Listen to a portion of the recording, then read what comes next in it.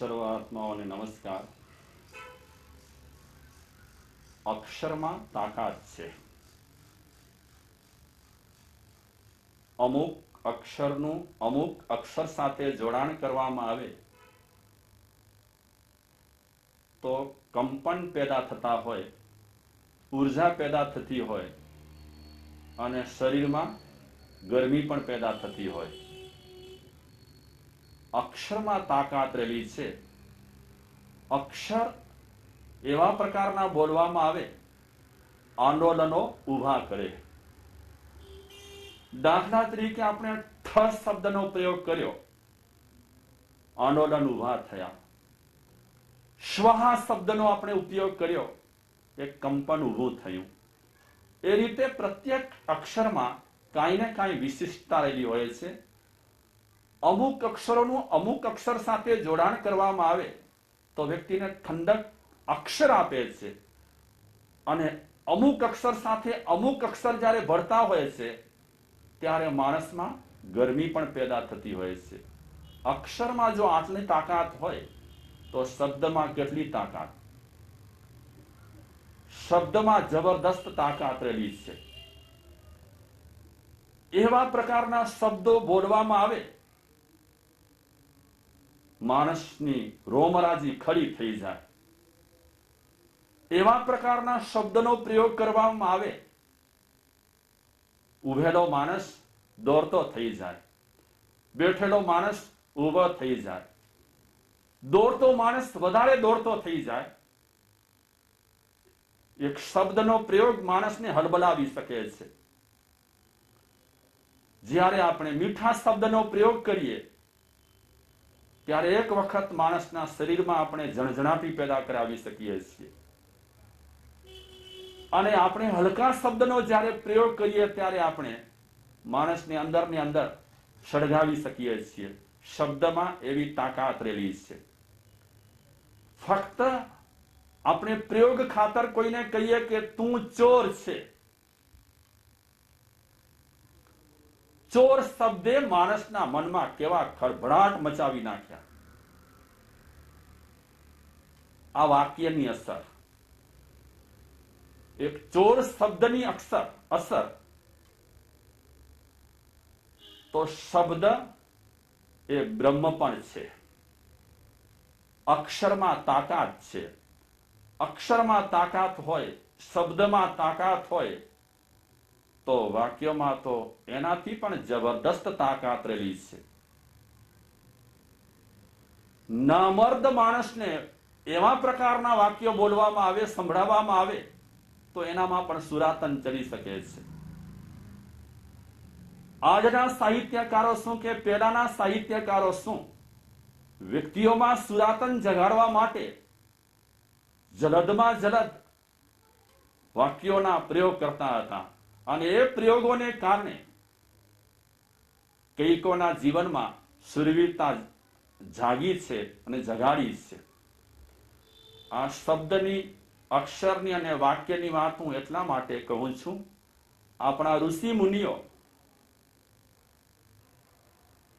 સાંભળવાની વાત કરી છે. સતશ્રવણ એ વિકાસનું પહેલું પગથિયું છે. સારું સાંભળીએ, સારું સાંભળવાથી આપણા વિકાસના દ્વાર ખુલી જતા હોય છે. આપણા ઋષિ મુનિઓ શિખામણ આપતા કે સવારના પહોરમાં પહેલા તમે કાનને ખાવાનું આપો, પછી મોઢાને ખાવાનું આપો. કાનને ખાવાનું આપો એનો મતલબ કે સારું સાંભળો. સારું સાંભળશો તો તમારા જીવન માટે ઉપયોગી છે.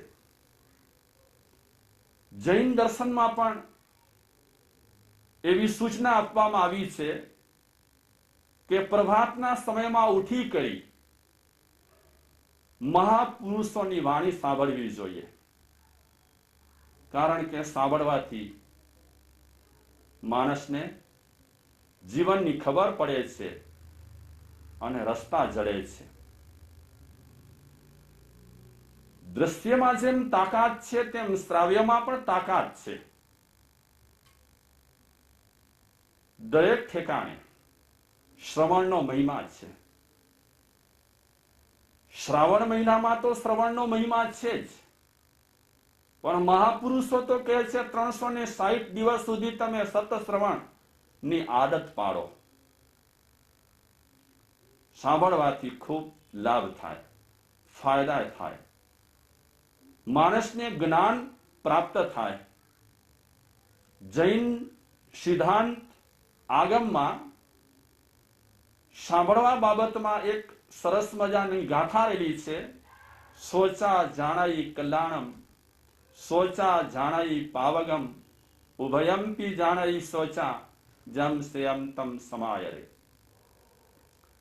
સાંભળવાથી આપણને ખબર પડે, સાંભળવાથી આપણને સમજ પડે કયો કલ્યાણનો રસ્તો છે, કયો કલ્યાણનો રસ્તો છે, કયો શ્રેયનો રસ્તો છે, કયો પ્રેયનો રસ્તો છે, કઈ રસ્તે ચાલવાથી મને ફાયદા થશે, કઈ રસ્તે ચાલવાથી મને નુકસાની થશે, એ સાંભળવાથી ખબર પડશે.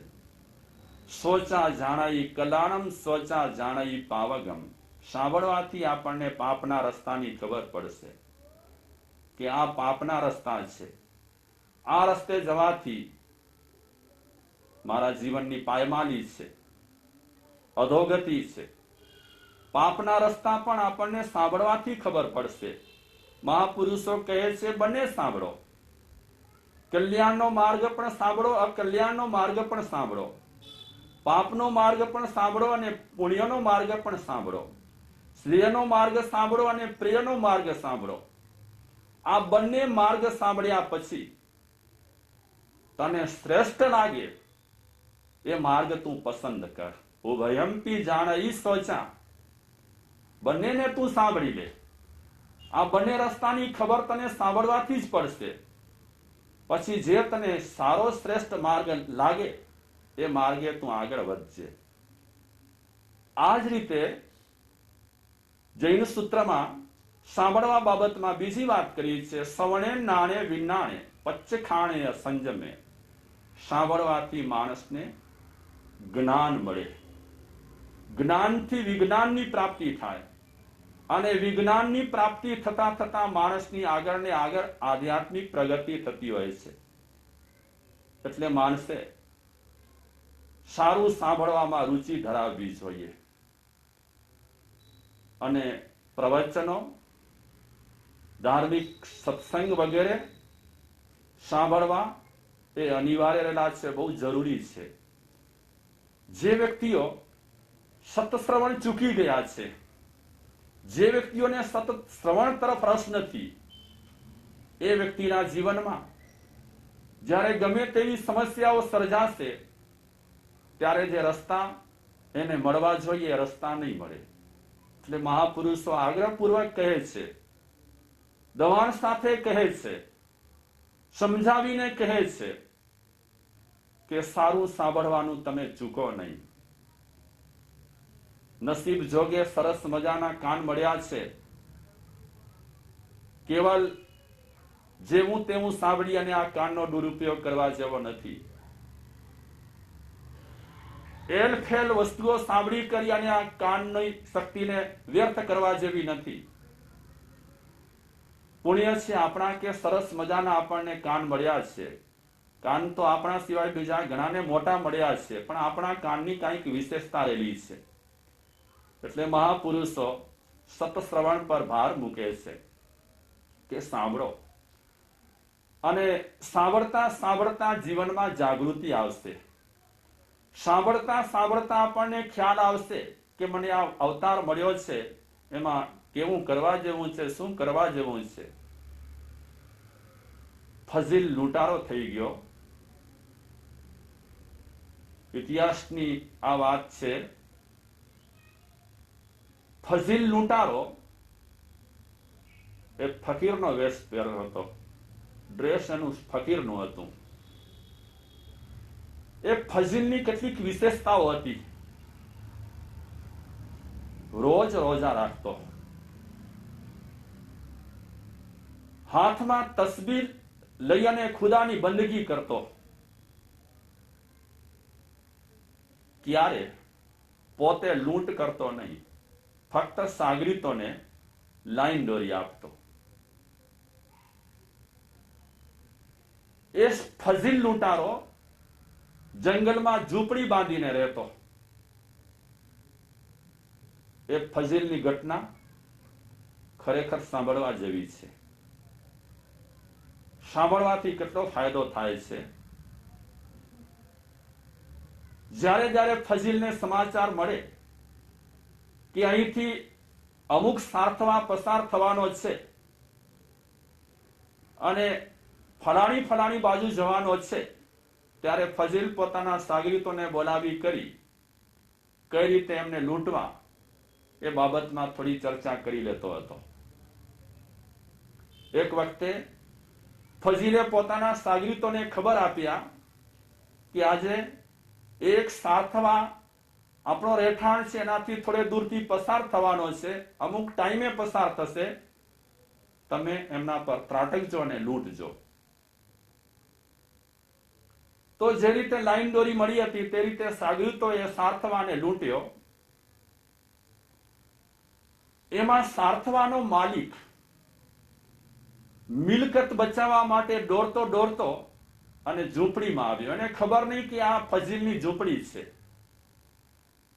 માલિક ફઝીલ પાસે આવી કરી અને ફઝીલને કહે છે કે અમારા સાર્થ પર લૂંટારા ત્રાટક્યા છે, મિલકત બચાવી કરી અહીં કને લાવ્યો છું, હવે આ મિલકતને તમે બચાવો.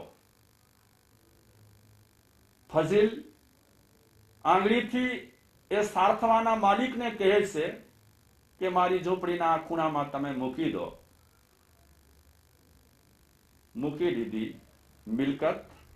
એ માણસ ચાલ્યો ગયો. સાર્થવાને લૂંટી કરી અને ફઝીલના સાગરીતો જ્યારે ફઝીલ પાસે આવ્યા અને ભાગ પાડી રહ્યા છે, મિલકતનું વિભાજન કરી રહ્યા છે, ત્યારે પેલો સાર્થવાનો માલિક એ મિલકત લેવા માટે આવ્યો છે. દ્રશ્ય જુએ છે કે અત્યારે તો આ લૂંટારા આ ફઝીલ પાસે બેઠેલા છે, આ માણસ પાસે બેઠેલા છે અને મેં મારી મિલકત સાચવવા માટે આ જ માણસને આપી છે. ગભરાયેલો એ સાર્થવા ફઝીલ ની ઝૂંપડી પાસે આવ્યો ત્યારે ફઝીલની નજર પડી. એટલે ફઝીલ બોલાવે છે અને એ સાર્થવાના માલિકને કહે છે, સાર્થવાને, કે તમારી મિલકત ઝૂંપડીના ખૂણામાં પડી છે, જે રીતે તમે રાખી છે તે રીતે જ પડી છે, લઈ જઈ શકો છો. મિલકત લઈ લીધી. એમાંથી એક પાઈ પણ ઓછી થયેલી ન હતી. લૂંટારો હતો છતાં પ્રમાણિક હતો. અને ફઝીલે વિચાર્યું હતું કે મારા વેશ પર મારે બેવફા નથી થવું, કારણ કે અત્યારે મિલકત સાચવવા માટે આ ભાઈની નજર મારા વેશ પર હતી. વેશ પર ક્યારે બેવફા હું નહીં થાઉં. તો આ રીતે ફઝીલની જિંદગીમાં ઘણા બનાવો બન્યા. ઘણા સાર્થવાને લૂંટ્યા, ઘણી લૂંટફાટો કરી. એક સમયની ઘટના છે. એક સાર્થવાને જ્યારે ફઝીલના સાગરીતો લૂંટતા હતા ત્યારે એ લૂંટાતો સાર્થવા ફઝીલના સાગરીતોને પૂછે છે કે તમારો રિંગ લીડર કોણ છે, મુખ્ય માણસ? તો સાગરીતો કહે છે અમારો મુખ્ય માણસ, એનું નામ આ ફલાણું છે, એ કરે શું છે? તો સાગરીતો કહે છે ખુદાની બંદગી કરે છે. ખાય શું છે? કે એ રોજા રાખે છે. ખુદાની બંદગી કરે છે, રોજા રાખે છે. સાર્થવાને આશ્ચર્ય થાય છે કે ખરેખર આવા લૂંટાને તમને તો જોવા જેવો હોય. ફકીરનો ડ્રેસ પહેર્યો છે, રોજા રાખે છે, નમાઝ પઢે છે, ખુદાની બંદગી કરે છે.